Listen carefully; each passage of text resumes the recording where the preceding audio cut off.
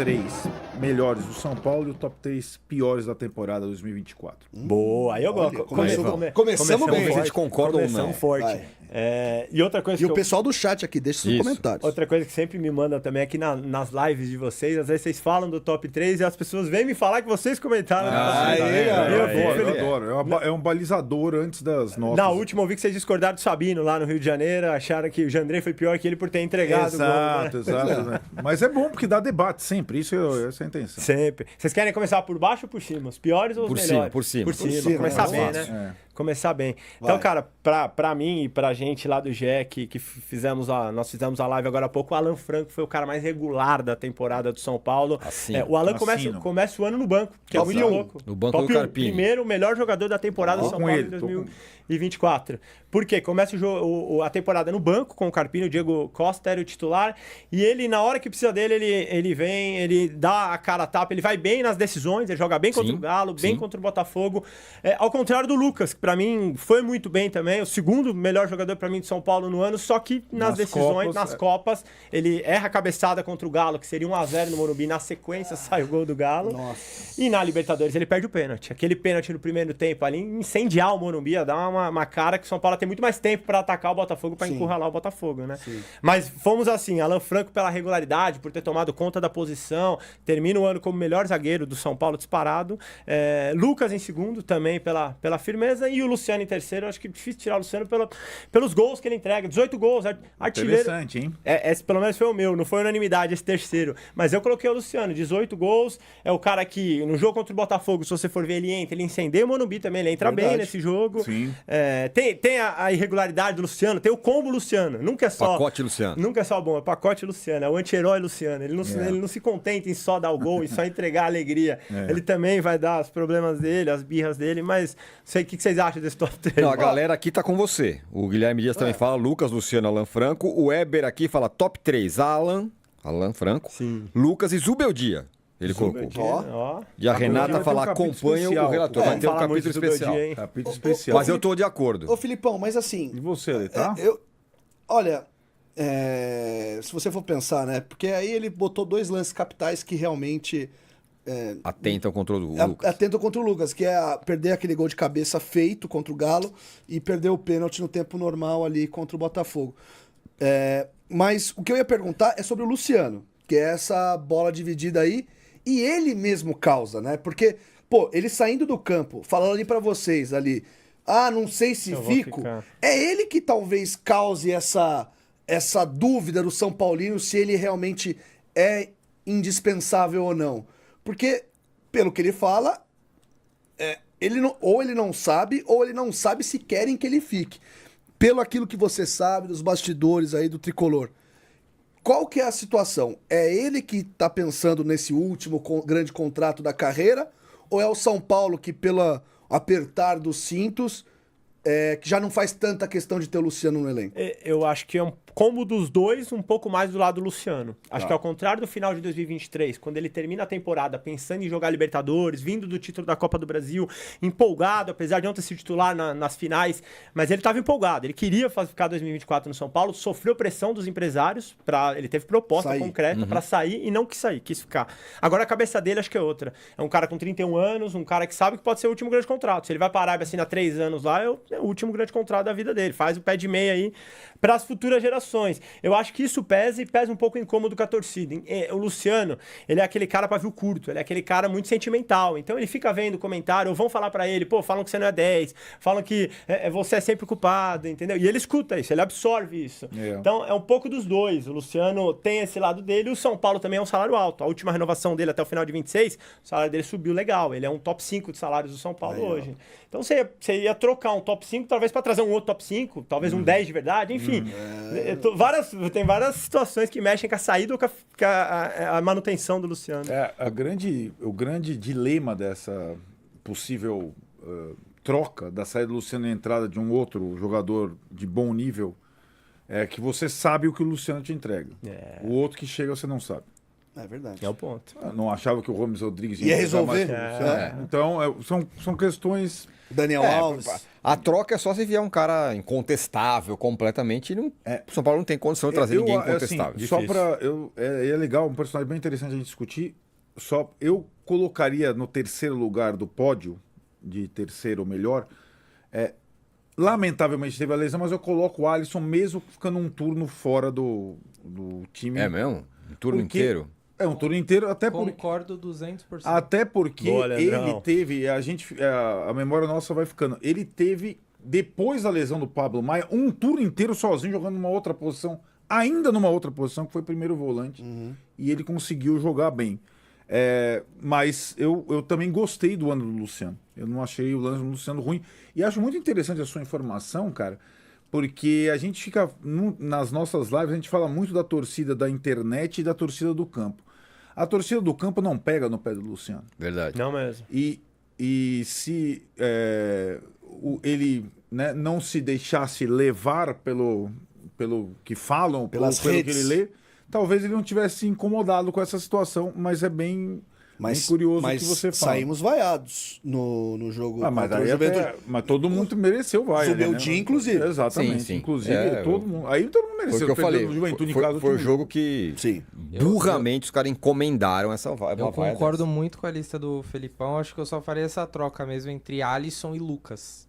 Eu acho que o Lucas teve realmente uma boa temporada. Mas Alisson em segundo, Lucas em terceiro, é isso? Eu colocaria o Alisson em segundo, o Luciano em terceiro, o Lucas em quarto. É isso, Cara, eu acho que esses dois lances que você citou do Lucas, tanto contra o Atlético Mineiro quanto contra o Botafogo, foram lances capitais para o São Paulo não chegar mais longe nas Copas. E pra mim, cara, isso... Mas sem ele o São Paulo não tinha nem chegado ali, Leandrão. Eu também acho isso. Ainda achar, ele é diferente. E vou dizer mais uma coisa, na hora que tava todo mundo de férias lá, o Lucas tava jogando. Lá contra o Bragantino, o cara tava jogando sozinho. Eu ainda se esfalfando. Eu ainda colocaria o Lucas em quarto nessa lista. Eu entendo, assim, por isso que essas debate é bom. são Gera saborosas. É bom. Né? Porque eu acho que também é a mesma situação que mancha a temporada do Caleri, é a atuação dele nas partidas contra o Botafogo. E depois dá uma largada, né? E os três piores? Os três piores são aqueles mais fácil. Enche a boca pra falar. É mais difícil. Difícil? Porque tem um monte. Isso é verdade. Sim, mas dá pra destacar três. Começamos pelas contratações que deram errado ali, que não funcionaram. E pra mim a pior delas é o Jamal Lewis, assim. Você vai entrar no debate Santilongo e Jamal Lewis, mas pra mim o Jamal teve mais oportunidade. Sim, verdade. O Santilongo jogou o último jogo, não foi bem, é verdade, falhou no primeiro gol do Botafogo, mas foi pouco ali.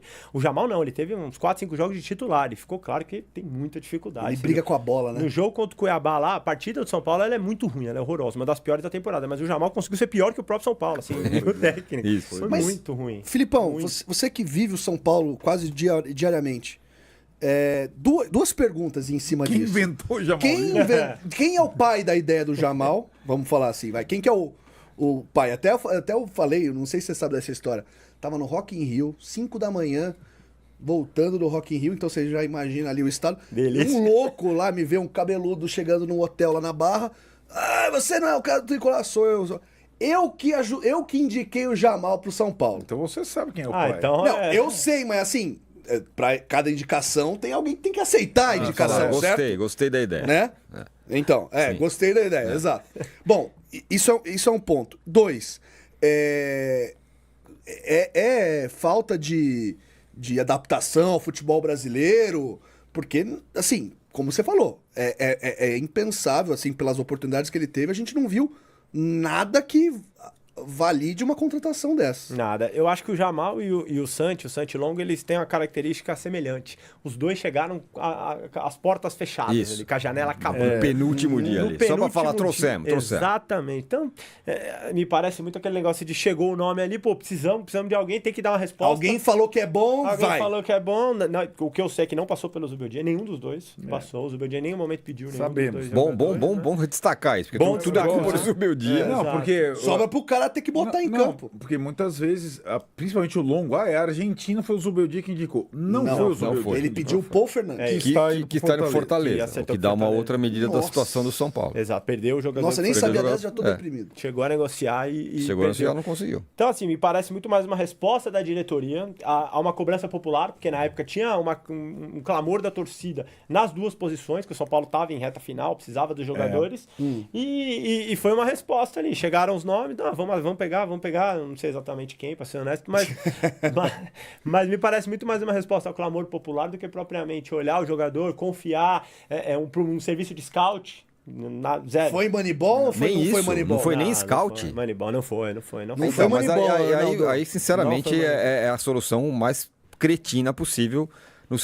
É uma resposta para a torcida. Ele traz esses dois caras, que aí os caras entram em campo e vê que não dá. Não, e cria uma E fica expectativa, pior. porque você fala, caramba. E fica pior. O Santilongo era o que todo mundo... Por que não põe o Santilongo? Por que não põe o Santilongo? Bom, o cara jogou. O último jogo deixou claro. Aí, exatamente. Né? É um jogador que nunca tinha saído da Argentina. Quem mais? A gente começou pelo Jamal. Quem mais? Começamos pelo Jamal, em segundo o próprio Santilongo, porque querendo ou não, são dois jogadores que vieram com uma expectativa no momento da temporada em que a torcida precisava desses nomes. O São Paulo não queria mais escalar o Wellington, vamos combinar. Eu ouvi de gente do São Paulo assim, pô, não, a gente não pode pôr o Wellington no final da temporada, uma que você não tá preparando ninguém pro ano que vem, e outra que a torcida também não quer. Era uma relação desgastada com o Wellington, sempre foi. Sim. Amor e ódio ali. Hoje tá todo mundo com saudade. Se ele falar, acho que eu vou resolver ficar. Todo mundo se o fala, Wellington- vem aqui agora. Joga hoje. Né? Exatamente. Eu Então- passei o ano falando, vocês vão sentir saudade desse menino. Mas enfim. Jamal primeiro, Santilongo. Santi em segundo. Terceiro. O terceiro, vários nomes ali também. O meu foi o Rames Rodrigues, porque ele começa a temporada, ele fica até quase o meio do ano, a gente esquece disso. Ele fica no São Paulo quase até o meio do ano. Ele joga a Copa América como jogador de São Paulo. Ele é eleito craque da Copa América como jogador de São Paulo. O ali, Casares vai lá junto. trocar camisa. Esse com negócio é bem exatamente. curioso. Eu vou chegar lá. Os três piores, nós estamos falando de três caras que foram contratados. Verdade. Entre os Três piores não tem contratações. ninguém que estava lá. Nesses perfeito. três caras. Não tem, pode reclamar do Luciano, do Caleri, do Igor Vinícius, que não jogou nada no ano e tal. Os três piores foram as três contratações do São Paulo. Perfeito, E- sintomático. É sintomático. E garanto que sem Moneyball os três. Porque o Rames veio pelo nome, Sim. pela grife, né? Porque, né? O Rames Rodrigues é o nosso negócio, não sei o quê. O Casares até hoje não admite que errou, né? Fala, não, nós tentamos, não sei o quê. Quem não tentaria? Era só ver o que ele fez no Olympiacos, que era pra não tentar, Ninguém né? tentaria, só o São Paulo tentou. Exato. E aí os dois aí, aos 47 do segundo segundo tempo tempo. ali, desespero, né? Eu vou polemizar com vocês. Vai. A minha lista de três piores eram. Eu não tinha a menor. Eu tinha zero expectativa com o Jamal e Santilongo. Concordo com você. Foi Então, só esses uma nem- justificativa. esse você nem Sabia coloca que na o lista. Zubeldia não tinha indicado porra nenhuma. Sabia que era o Arraspa do Tacho. Zero. Toda vez que me pediam na live, por que não coloco os dois? Porque os caras são fracos demais, mas a gente tem que satisfazer a curiosidade do torcedor. Então eu vou colocar na lista de três jogadores que eu tinha expectativa. Boa. Boa. Aí, se vocês quiserem, eu faço uma com o Rames e outra sem o Rames. Tá bom. A com o Rames. Você tinha Rames expectativa? Rodrigues. Tinha. Ué. Tinha. É. No começo do ano tinha mesmo. Pré-temporada, Olha, o cara vai vai treinar, vai se Aí, entrosar. lá de dentro, a conversa era, o cara joga pra caramba, o cara treina demais, o cara é um Muricy, gênio, não sei o quê. Fala exatamente. né? Total. Galopo e Rodrigo Nestor. Se bom, hein? desses Bom, né? três tivesse jogado alguma coisa em 2024, o time do São Paulo seria outro, inclusive taticamente.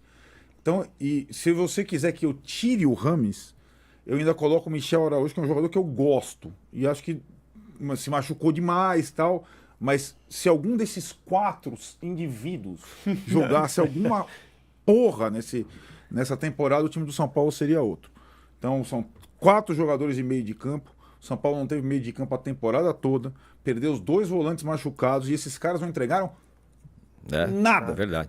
É um bom, Né? é um bom Inclusive o ponto. Nestor, que está imortalizado por aquele gol maravilhoso. Então, assim, exato. você vê como não é só contratação, como em alguns setores do campo não teve nada na temporada, a ponto de se ter que jogar salvasse, com né? quatro atacantes. Não teve nada de nada e aí a culpa voltava a recair no Luciano. Não, o Luciano não é 10. O Luciano não é 10. O Luciano não é A 10. gente O vai Luciano não é ligar 10. as coisas, não vai? Né? Aí os outros Esses caras que caras poderiam O cômodo atuar dele é aí... esse. Eu não tô falando se tá certo, não, mas o cômodo dele é esse. De achar que Né? você cai em cima dele Cai quando em cima- outros tantos não resolvem, não Acabou jogam. ele falar, Nestor, Galo, os caras não jogaram nada. Jogaram nada o ano. E só pra complementar essa lista aí do Arnaldo, que aí já fica quase um top 5, né? Dessa coisa de expectativa, não sei o que vocês pensam, o Moreira, né? Porque o Igor Vinícius, sinceramente, assim, Igor, beleza, 200 jogos pelo São Paulo, não sei o A quê. lista é grande. Essa lista tá Você, bonita. grande, talvez você até porra, maior. profissional, não sei o que lá, mas eu já não espero grandes coisas do Igor Vinícius. Mas se espera muito do Moreira e o Moreira não consegue jogar. E ainda mais tem essa coisa que a gente não sabe se brigou com o Zubeldia, se não brigou, se fez corpo mole, se não fez. O que aconteceu? O Zubeldia perdeu a confiança dele Gerou incômodo. depois daquele jogo do Perdeu a Cruzeiro. confiança, Depois do exatamente. Cruzeiro, né? Porque na cabeça dele, o Moreira não tinha uma lesão séria detectada depois e era um jogo importante. O São Paulo, naquele momento do jogo, estava 1-0, o Cruzeiro bem melhor na partida. E o Com o Cruzeiro... cara expulso. Exatamente. Foi o Marlon que foi expulso, Isso, não, foi. lateral esquerda. Foi. E o Cruzeiro com um a menos melhor, que o São Paulo atacando muito pelo lado Matheus dele. Pereira tava Tava meu acabando Deus com do o céu. Verón deitando e rolando do lado dele também, né, na esquerda, e o Zubeldia acho que ele não tinha que ter saído, enfim, aquela coisa argentina de pô, o cara tem que se entregar, tem que querer, enfim. Isso é uma coisa que eu escuto muito de gente dentro de São Paulo também, que muitos garotos que vêm de Cotia não dão esse passo a mais. Quando chegar lá profissional, não é Cotia, não é aquele negócio tranquilo, é querer, pô, ir pro jogo, é ir pro pau, entendeu? É jogo, é treino, é jogo e jogo é guerra, aqueles chavões de futebol, mas que tem que pôr em prática. E às vezes a garotada de Cotia não tem essa virada de chave, assim. Talvez o Moreira tenha faltado.